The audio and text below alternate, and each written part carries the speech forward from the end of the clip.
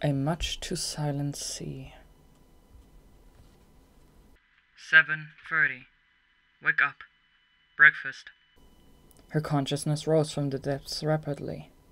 She could see something through her eyelids. It must be bright. She was irritated and tried to pull her blanket over her head. 10H. She heard. Report. It's time to wake up. Sleepy. Recommendation. Wake up. No. Warning. Wake up. 5 more minutes. Her body suddenly felt cold. Her blanket had been torn off her. Pod 006, the support unit of 10H, was as ruthless as ever.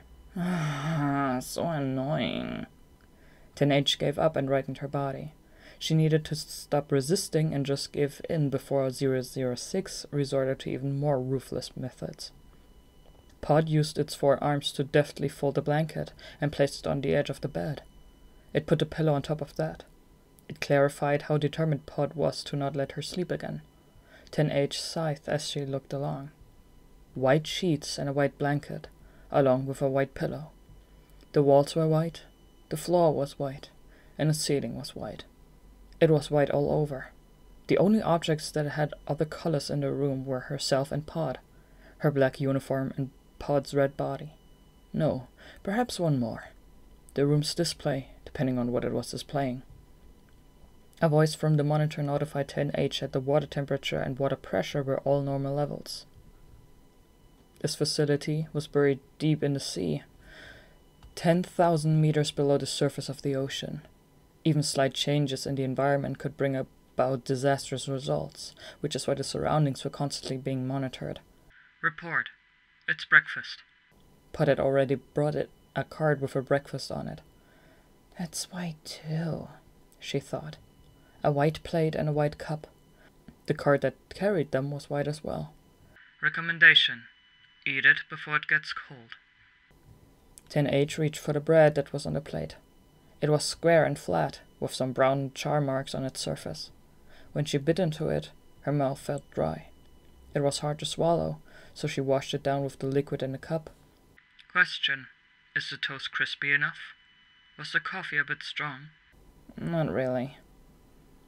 Pod could faithfully recreate human breakfast menus every day, but 10H never thought much of it. I mean, whatever. We can live without eating. Negative. Health comes from a healthy lifestyle. You must sleep well and eat well. Breakfast is an important source of vitality. Vitality? What was that again? It was the state of having energy sufficient to accomplish things. Pod often used ancient words from human civilization. It's such a chore. I have to excrete the energy surplus too. If she didn't eat, she wouldn't have to excrete. 10H thought it was a waste of time, but not according to Pod. Good eating leads to good excretion, it said, which apparently gave way to a better mental state. Of course, androids like herself could break down most foods. In other words, excreting was a rare last resort for them. Oh, the toast she was carrying to her mouth fell onto her plate. Looking closely, she realized that her fingers were injured. She thought it was difficult to hold her cup because she was sleepy, but her hands were damaged. When did this happen? Answer. That is the aftermath of moving goods. Is that right? Yesterday some goods had arrived to resupply their stores. She did remember helping the pods move them into storage, but had she worked that vigorously? Recommendation. Don't overwork yourself. Yeah, keep that in mind. Maybe her mental state was keeping her from remembering what had happened yesterday. Pod was right. She should probably eat proper meals. 8 o'clock. Scheduled patrol. It wasn't just 10H's room that was all white. The facility's walls, floors, and ceilings were all white as well. It was hard enough to bring materials 1,000 meters underwater, so having an intricately decorated interior was out of the question. 10H had come here after the facility had already been made, so it wasn't like she knew this firsthand. It was only a hypothesis. This facility, which was placed deep in the ocean where the water pressure was 1,001 hectopascals, was constructed there because it needed to be a secret from the machines. The emergency backup servers were located here. They contained data about the human board on the moon and every number of the Yorha squadron. Human data was the most precious thing in the world.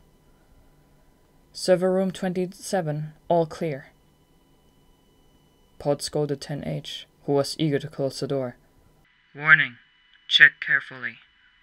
Well, I don't really understand anything that's going on.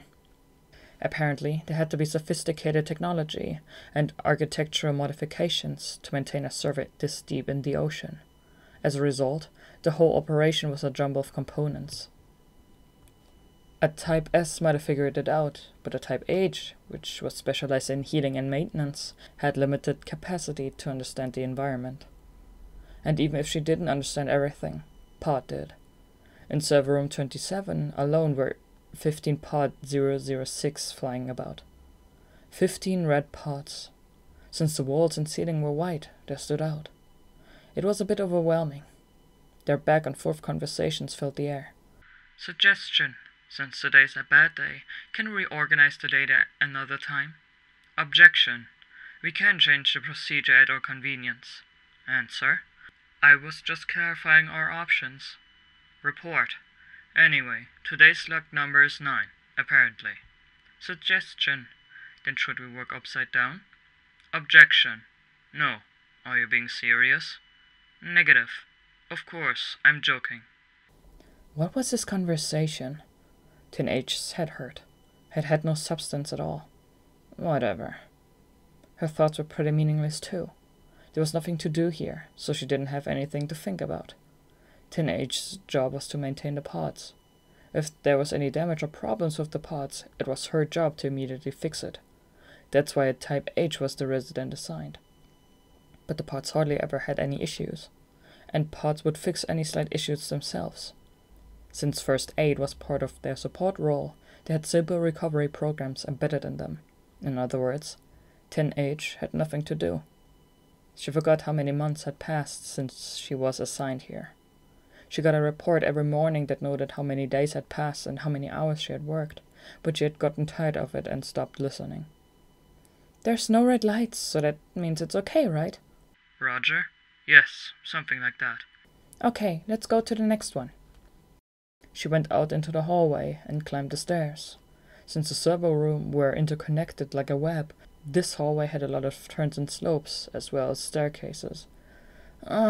Walking is so tiring. Negative. Walking is exercise. I know that, but these shoes don't help. The soles of her shoes had magnets in them, which purposefully made it more difficult to walk. It did provide her with enough exercise just walking around the facility, but it made walking a burden. Recommendation. Don't complain and just walk. Ugh. Recommendation. Where's your reply? Yes. Once she climbed the stairs, she saw that on the air sign was lit up. That was the broadcasting room. Apparently all the messages from the human board were gathered here before being broadcasted to other locations. It was 10H's prediction that this was to keep the whereabouts of the human board a secret, but she wasn't sure. She probably could have found out if she asked Pod, but she didn't particularly want to know. She had no interest in the subject of the broadcast either. She couldn't care less. Was today broadcasting day? Affirmative. There are 972 seconds left in the broadcast. Today's my lucky day, she said in her head. She wasn't allowed in the room during broadcasts, so she could skip it. It wasn't good to skip the room in and of itself, but it just gave her a bit more free time. 10:30. 3 time. I'm so bored. 10H yawned as she moved a chess piece. After her morning rounds, there was nothing to do until lunchtime. And after she had lunch, there was nothing to do until dinner. 10H's day was mostly free time. Recommendation. Cover your mouth when you yawn. What? Who cares? Objection. No. That's bad manners. Pod 006 was being nettlesome. Other pods were more perfunctory and talked less. Just like how 10H was the only android assigned here, Pod 006, the annoying and chatty pod, was the only pod that was assigned here. Usually pods were manufactured in sets of 3, but pod 006 was a special model and a few hundred were manufactured. That's just how many of them were needed to take care of this facility. Only one of them at a time orbited at 10H. But since all the pods looked identical, 10H wasn't sure if the pod next to her now was the same pod that had stayed with her yesterday. Either way, since 006 only had one consciousness, it didn't make a difference. There were a few hundred units, but only one 006. That was hard for 10H to comprehend. Hey, wait, let me redo that. She had been carried away by her thinking, and failed to notice that she could have taken a piece. Objection. That's the third time. I told you I wouldn't let you after the last one. Only this time. It's only the third time today. Objection. You said the same thing yesterday. How many times did I let you do that? 10 times? Negative. 13 times. Don't act like you didn't know. The number was too small to feign forgetfulness. Information of this scale would be preserved unless it was intentionally purged. This was the case for both 10H and 006. But my AI isn't specific to chess. A small correction shouldn't hurt. Objection. No. Small sparks crackled from the end of Pod's arm. Okay. No need for violence. Roger. As long as you understand. Pod used the now sparkless arm to move the knight. 10H suppressed a smile with all her might. It's my turn, right? Affirmative. Go ahead. This bishop's mine. Suggestion. Wait, let me redo that. Nope. Just like 10H, 006 didn't have a chess-specific AI. Pods weren't made to think deeply to begin with, since it wasn't required for their mission tasks. Even though they had good memory, what happened when an android and a pod, who lacked chess-specific operations, played a game against each other? It became a silly matter of trying to distract their opponent with irrelevant talk to lure them into making a mistake. I felt like at this point we're playing a different game. 10H pointed out the board with a chess piece. The bottom of the chess pieces used the same magnetic material that a shoe sole was made of, so a simple nudge wouldn't move the piece. The idea of having a metal board and magnetic pieces probably came from humans, so they could play in moving vehicles. Just like the coffee and toast, this facility was filled with references to human civilization. What's the point of two AIs playing a game they aren't specialized in? Hypothesis. Because we're bored. Well, that's true. But do we have to play a meaningless game to kill time? Answer. An idle mind is the devil's workshop. What? Answer. When you're bored, you will occupy your mind with evil thoughts. That's why killing time is crucial. It's a proverb from ancient human texts. 10H was very skeptical that a human proverb would apply to her, but she didn't have any reason to deny killing time. Then let's continue. Agreement. Then? It's my turn! 10H quickly moved her piece. Of course, she kept the bishop. A tiny spark flashed momentarily on the tip of Pod's arm. Perhaps it wanted to simulate clicking a tongue. But why are we so bored? Answer. Being bored is a sign of peace. It's not a bad thing, is it? I guess. That means the machines haven't found out about this place. If they were ambushed 10,000 feet underwater, it would be over. There was nowhere to run. Just in case. They should have assigned a Type B. No, since it'll probably be a defensive battle type, maybe a Type D? While this facility only stored backup data, it was important data nonetheless. Defending this was a tall order for a Type H. Negative. A Type B and Type D wouldn't be able to perform maintenance and repairs. Then maybe a Type S? Negative. A Type S is easily bored. She wouldn't be able to deal with all the free time. I kind of understand now. When it was needed, she would repair the pods, and she never complained about the free time. In that respect, a Type H was most compatible with the role. But can you fight Pod? I can't find it all, you know. Answer. I have a considerable amount of weaponry installed. I just don't use it regularly. I see. Then we're pretty safe. There were hundreds of pods, so they could just fight for her. Next is... She tried to move her rook, but it slipped from her fingers. The rook fell onto a pawn and rolled onto the floor. She tried to pick it up, but couldn't. My fingers aren't working very well. They had been like this all morning. At first glance it was just a scratch, but perhaps there was deeper damage somewhere. I'm going to go repair myself. Objection. There are no spare digits in inventory. You have to wait until the next shipment. That's not for a while, right? She had helped with reshipment just yesterday after all. She didn't expect to injure herself while helping. I guess it can't be helped. I try recalibrating my program. If she adjusted her grip strength and range of motion, she could probably at least reduce the amount of times she dropped things. I've had enough of chess today. Leaving Pod to clean up the chessboard, 10H returned to her room. 11:30. Investigation. Bedroom. She dove into her own circuits and inspected the program that controlled her fingers.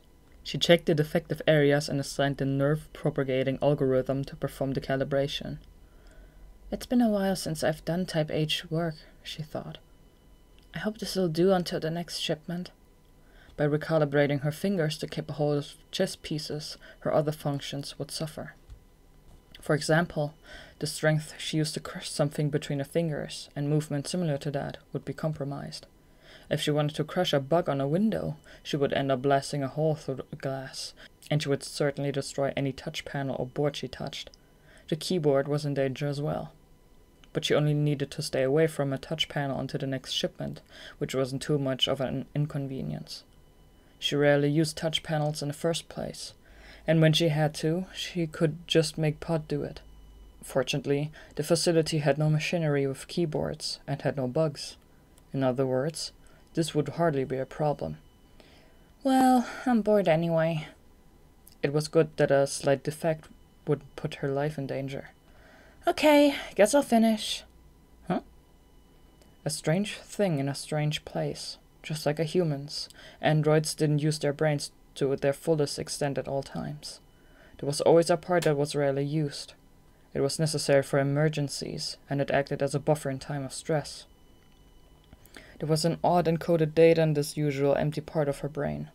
What? Who did this? It would have taken a Type S or a Type H to do this. But 10H was the only android in the facility. Of course, pods were capable of doing this too, but they would have surely left a trace. Reading and writing onto a blank part of an android brain involved a difficult set of procedures. There was security in place so that only the individual could access it. I did this myself, right? She didn't remember at all.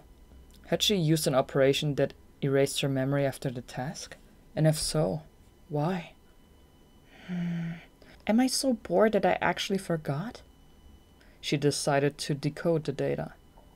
It was an encoding algorithm that needed the processing power of a Type S, so she thought it would be particularly troublesome, but she ended up needing only 2 minutes to decode it. Yeah, this was definitely me.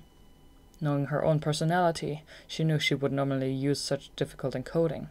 She was correct. The encoding algorithm wasn't simple, but seemed haphazard and almost rushed. But why? She wasn't sure.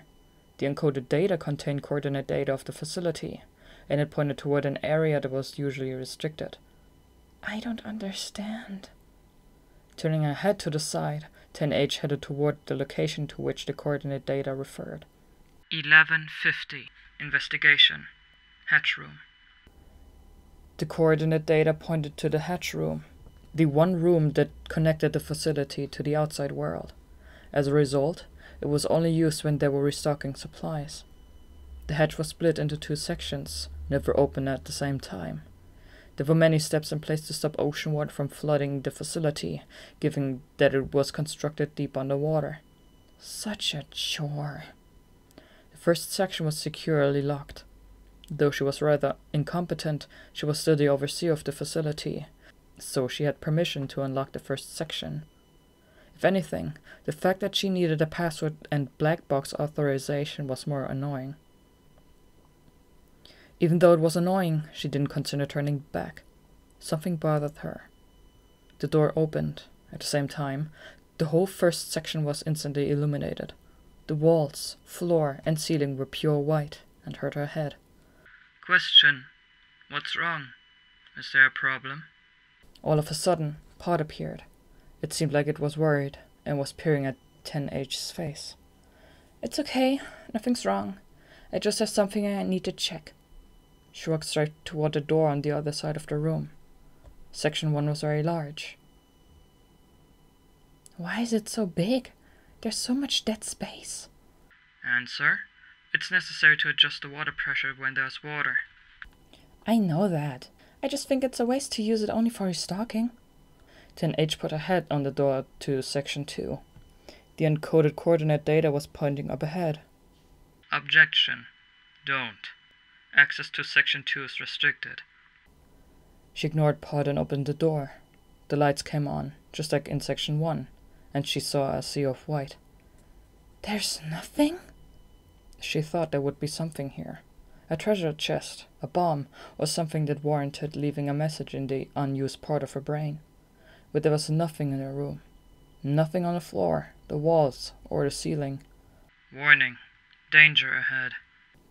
Okay, I won't open the next door. The other door in Section 2, which led outside, had a spindle-shaped door handle. If she opened it without adjusting the water pressure first, seawater would come rushing in with alarming force. She didn't want to imagine that would happen if water rushed in at 10,000 meters below sea level. At the very least, she and Pod would be crushed in an instant. She walked to the location referenced by the coordinate data. Maybe whatever the coordinate data pointed to was not an object, but an event. Report. Withdraw immediately. I know. Why this place? She slowly looked around as she walked. The floor and walls and ceiling were all white. The door from Section 1 to Section 2, and the door from Section 2 to outside, were also white. Huh? She saw another color on the white door. There was a streak of black across the spindle-shaped door handle. It looked like something had been peeled off, or perhaps it was a scratch. I wonder what that is. She leaned in closer to get a better look. Suddenly, her vision was filled with stars. She felt a delayed pain to the back of her head. Pod 006 had hit her. What? Do you know your arm is freaking hard? 10H complained as she turned around and almost jumped out of her skin. She was looking down the barrel of a gun. Pod had transitioned to a long-range attack mode. Wait! Stop! The first shot provided the answer. She thought she had barely dodged it, but she hadn't completely. An excruciating pain overwhelmed her upper arm. A red stain appeared on the floor. She flung her shoes off. The magnets in the soles would only limit her ability to dodge. The second shot came. This time she was able to leap up. A laser struck the spot where 10H had been a moment ago, but it didn't leave a mark on the floor or the walls. She learned for the first time that this facility's walls and floors were heat resistant. There was no way to hide in the big room. She could only keep dodging. She kicked off the floors and walls as she yelled, Hey! What are you doing? Explain yourself! Pod stayed in attack mode. It fired a third shot instead of giving an answer. She ran, but Pod predicted her escape route. Just as 10H dodged the laser, Pod struck her in the back with its limb. A moan escaped her. She realized that Pod was seriously trying to kill her. Perhaps there was some kind of bug in its program. She had to destroy Pod, some way or another. But how? Type H's were not built for combat. They realized their potential when they were with a Type B, who specialized in offense, and a Type D, who specialized in defense. Moreover, her enemy was a support unit. It was Type E's job to execute their comrades, not hers. She didn't have time to think any further. The long-range lasers and short-range arm strikes flew at her relentlessly. She felt the pain through her side and smelled burning flesh. She wouldn't be able to dodge the attacks completely much longer, but she had no weapon with which to retaliate. Regardless of whether she was fit to handle situations like this or not, she never carried weapons inside the facility. Does that mean I have to fight with my bare hands? No way! I'm not a Type B. And my arm strength? Arm strength? What had she been doing just minutes before? She was calibrating her program so she wouldn't drop her chess pieces. She quickly whipped around in a clockwise fashion. It hurt her damaged left leg, but ran straight toward Pod. Pod was in the middle of its firing sequence. 10H grabbed the barrel and twisted it up with her fingers. It crumpled softly beneath her fingers. She flicked Pod away with the fingers on her right hand. She curled her body to prepare for the impact. She had heard an explosion above her. It was a close call. She was able to bend the barrel because her fingers had been calibrated to a higher power output than normal. It was a victory by brute force. 10H sighed in relief and felt a sharp pain. But she was so injured that she didn't know which specific injury hurt. She hadn't expected such an unfortunate event. What had happened? But yet again her thoughts were interrupted. The emergency alarm alerting the whole facility to an enemy presence started to ring. Why? 10H thought. Why did this system think there was an intruder in Section 2? Pod and her were the only ones here. She was confused, but she knew why in the back of her mind. 10H ran to lock the door separating Section 2 from Section 1. The hundreds of pods in this facility shared the same consciousness. They were different units from the one that had just attacked her, but their programming was identical. That meant that any pod that came in here would attack 10H. The alarm wasn't a mistake. She heard pounding from the other side of the now locked door. The pods were probably throwing themselves against it. The drawing noise hurt her wounds. 10H grimaced and cowered in fear. Now, there was no turning back inside the facility. The other door opened into the ocean. Ocean water 10,000 meters deep at that. She had two choices: to be crushed by 1,001 hectopascals of pressure, or be burned by the lasers from hundreds of pods. I don't want either. But it wasn't like she could stay still. She held her charred side and started to walk toward the door leading into the ocean. Pod was hiding something, and had something lay on the other side of this door. If she was going to die, she wanted to at least know what it was. She wanted to burn the image of it into her cornea before she died. Although she might get crushed by water before that happened. The moment it touched the spindle-shaped door handle, her fingers bounced off with a zap. Why? She looked back and forth between her fingers, which were burned by an electric current, and the spindle-shaped door handle. That's weird. That's definitely weird. Why was there a trap like this on the inside of the door? It would make sense if it was on the outside of the door, to deter enemies. But this made it seem like... 10H grabbed the handle again. Her hand burned, but she still spun the handle. The pain and heat made her vision go red. Her lips trembled. She didn't know what she was screaming. The lever opened. She finally understood why the black mark was there. Someone had tried to open the door before, and kept on going as it burned their hand. The mark was the residue from that. The lock was off. All she had to do was press a button to open the door. One push would be the end of her. She didn't have time to hesitate.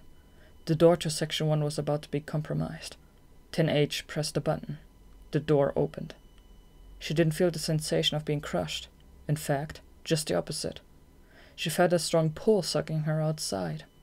The sound of rushing wind only lasted for a second. Tranquility took its place immediately. Her momentum sent her rolling on the ground. Grimacing in pain, she stood up. Rising sand obscured her vision. Sand? What? What's this? Her voice sounded strangely muffled. She must have damaged her vocal or auditory mechanisms when she fell. Her visual mechanisms seemed like they were defective as well. Everywhere she looked, there was not a drop of water. Looking up, she saw a black sky and the occasional stars that dotted it. No way! She couldn't believe her eyes. In front of her, in the black sky, was a floating blue sphere. It was Earth, which meant that... Is this the moon? The moment she said those words, it all made sense. There had been many tricks to make sure she never noticed the obviously weaker lunar gravity, which was a sixth of Earth's. Yorha androids weighed about 150 kilograms and ambulated thanks to extremely strong artificial muscles. Her control programs must have been rewritten. The cups with lids and magnets affixed to the soles for shoes as well as the bottoms of the chess pieces. They will also prevent 10H from realizing the difference between the gravity she expected and the gravity she experienced. This wasn't 10,000 meters below sea level. This facility wasn't underwater at all. It was surrounded by sand and a soundless darkness. What was I doing? What was I being forced to do? She thought quicker than she had ever thought before. The pointlessly large hatch room and complicated layout of the facility, the server room and broadcasting room, the on-air sign came to mind. While the sign was lit, she was prohibited from entering the broadcasting room. Thinking back, that was strange. If it was just a broadcast, it wouldn't matter who was in a room. Yet 10H was prohibited. This facility wasn't an intermediary station to keep the location of the original transmission a secret. This was actually where the transmissions were created. Everything fell into place. Here, they didn't manage backup data, but instead the data of the human board. That was the secret that the pods were keeping from her. And inside this white facility, there were only hundreds of pods in her, so... The human board doesn't exist? That means humans don't exist anymore? Is that what it means? That is what it means. Her legs gave out. 10H sat down right there. Sand rose silently around her. She was in danger of being crushed by a pain that wasn't coming from her wounds. She felt the presence of pods. Hundreds of pods chased her. Type Bs were skilled at combat. If a Type D were to initiate a defensive battle, it would be problematic. A Type S would sniff out the truth. That was the reason. That's why she, a Type H, was selected to be the supervisor of this facility. Even still, after a long time, 10H uncovered the truth. She was able to make it outside, sustaining damage to her hands in the process. She was quickly caught, and her memory erased. That's why she had to resort to leaving a message in a normally unused part of her brain, which could only be accessed by herself. The pod surrounded 10H. This was it, but she wasn't scared. Her memories would be erased, and she would return to performing the same monotonous tasks every day. Her shock and sadness from realizing the extinction of humans would surely be erased without a trace. It's my loss. I give up. I won't give you any trouble. She raised her hands. She let herself be restrained and closed her eyes. Just before consciousness was sucked into darkness, 10H heard Pod's words. How unfortunate. This is the 46th time.